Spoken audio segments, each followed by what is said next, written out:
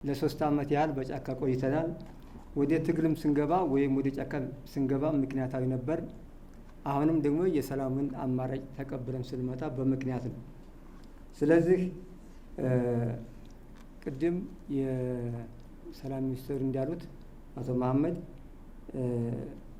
ይሄ ውይይት ዛሬ የተጀመረ አይደለም። የሰላማዊ መንገዱ የተፈለገበት ምክንያትም አለ። ስለዚህ ይህንን ውይይት ዛሬ የተጀመረ ሳይሆን ለ1 ዓመት ያህል የተካሄደ የሰላም ውይይት ነው። የዛሬ ዓመት ጥር ወር ላይ ዳውንት ላይ የአፍሪካ ህብረት ኢጋድም መጥተው እኛም እኔም ባለሁበት ጠቅላላ ውይይት አድርገናል። በዛ ውይይትም በጥሩ መንፈስ በጥሩ መግባባት ነው የተለያየ ነው። በግብታዊነት የተደረገ ነገርም አይደለም።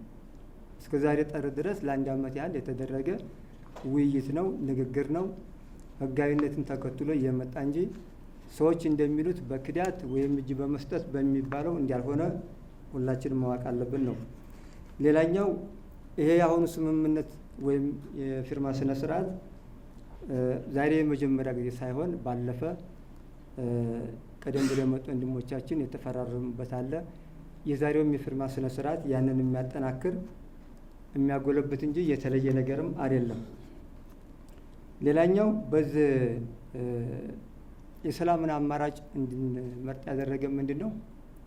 በ3 ዓመት የትግል ቆይታ ውስጥ ሁሉን ነገር አይተነዋል።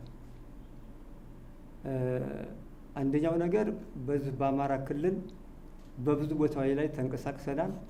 በህዝቡ ላይ ያለውን ግፍ፣ መከራ፣ ስቃይ እናውቀዋለን። ስለዚህ ያ ስቃይ መከራ ከዚህ በላይም መሄድ የሚችልም አይደለም። የአማራ ህዝብ እንደ ህዝብ ይህን ጦርነት መሸከም የሚችልበት አቅም የለውም።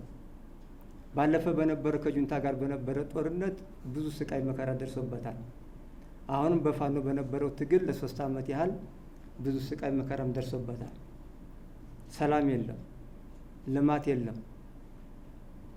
በሽተኞች ወይም ደግሞ እናቶች ከቦታ ቦታ እንደፈለጉ ሂደው መታከም የማይችሉበት ደረጃ ላይ ነው ያለው። ትምህርት ቁሟል ማለት ይቻላል። ስለዚህ ይሄ ችግርም እኛን ያሳስበናል፣ ያስጨንቀናል። ይህም ስለሚያሳስበና ስለሚያስጨንቀንም የሰላምን አማራጭም እንድንወስድም ያስገድደናል ማለት ነው። ስለዚህ ይሄንን ስቃይ በመቀነስ በአማራ ክልል ብቻም ሳይሆን እንደ ሀገርም ያለውንም ችግር በመፍታትም የራሳችንን ድርሻ ማበርከት አለብን ብለን እናምናለን። ሌላኛው ትግሉ አሁን እንግዲህ ሁላችሁም እንደምታውቁት በርካታ የፋኖ ኃይል አለ። የፋኖ ኃይል በአማራ ትግል ላይ ብዙ ጣልቃ ገብነት አለ።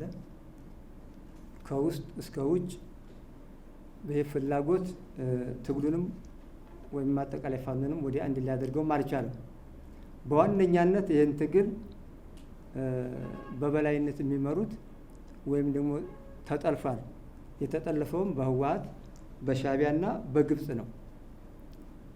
ከነኚህ ሰዎች ጋር ሆኖ የአማራን ጥያቄ መመለስ ይቻላል ወይ ነው። እንደ ሀገርም የኢትዮጵያንና የኢትዮጵያን ህዝብ ጥያቄ መመለስ ይቻላል ብለን ካሰብ አይቻልም። ህወሓትም ሆነ ሻዕቢያ ባጸደቁት ህገ መንግስት ነው ይህች ሀገርም እየተተራመሰች ያለችው፣ ህዝባችንም መረጋጋት የሚያቃተው። ስለዚህ ከነዚህ ኃይሎች ጋር ሆኖ በምንም ተአምር የአማራን ጥያቄም ሆነ የሀገራችንን ጥያቄ ማስመለስ አይቻልም የሚል እምነት አለ። አሁንም ሀገራችን እያተራመሱት ያለ ህወሓት፣ ሻዕቢያና ግብጽ ናቸው። ብር ይመድባሉ፣ ተተኳሽ ይሰጣሉ፣ መሳሪያ ይሰጣሉ። አሁንም አገሪቱ እንዳትረጋጋ እንዲያውም ጦርነቱ እዛው አማራ ክልል ላይ እንዲካሄድና ትርምሱ እዛው ባለበት እንዲቆም ህወሓትም ቢሆን ሻዕቢያም ይሄ ጦርነትን በሩቅ ማስቀረት የሚል ሳይንስ አለ በሚሊተሪ ሳይንስ። ስለዚህ ወደ እነሱ ማንኛውም አይነት እርምጃ እንዳይወሰድ፣ ትንኮሳ እንዳይደረግ ጦርነቱ እዛው አማራ ክልል ላይ ትርምሱ እዛው አማራ ክልል ላይ እንዲቀጥል የሚያደርጉበት ስትራቴጂ ነድፈው እየሰሩ ነው ያለው። ይሄንን እኛ መቀበልም አንችልም። እንደ አማራ ምንም እንኳን በአማራነታችን ተደራጅተን ብናታግልም የኢትዮጵያን ህዝብና ኢትዮጵያን በመርሳት አይደለም። አማራን ከኢትዮጵያ ህዝብ ከኢትዮጵያ መነጠል መነጣጠል አይታሰብም። አማራ ከኢትዮጵያ ሕዝብ ጋር አማራ ከኢትዮጵያ ጋር ውህድ ነው። ለሰከንድም የምትለየው ነገርም አይደለም።